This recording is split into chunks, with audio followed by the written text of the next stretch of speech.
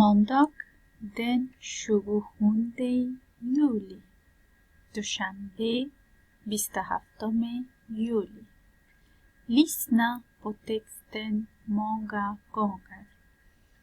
بشنوین و تکست چندین مرتبه. Läs texten många gånger. باز بخوانید تکست چندین مرتبه. Läs in texten och skicka till din lärare.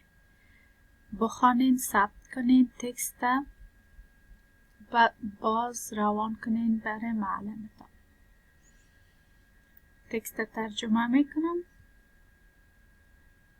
Malmö centralstation ligger i Malmö. استادگاه سنترال مالمو موقعیت داره یا افتاده در مالمو. لیگر موقعیت دارم یا افتاده.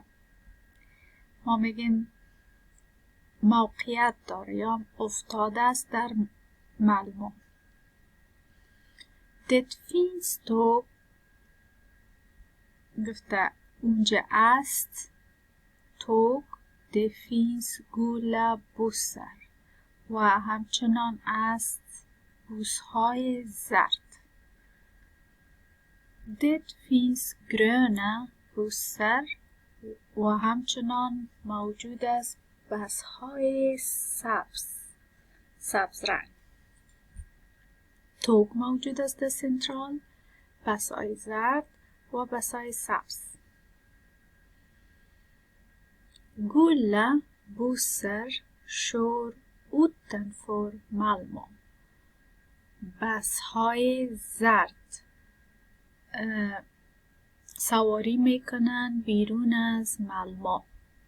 Gröna bussar kör genom Malmö.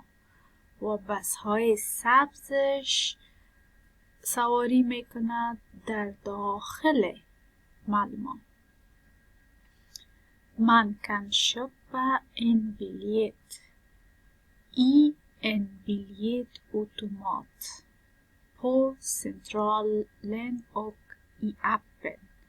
میگه کسی کس میتونه که خرید کنه یک تا بلیت یا تیکت در ماشین که بلیت آدم میخره و یا هم در خود سنترال و یا هم در اپش.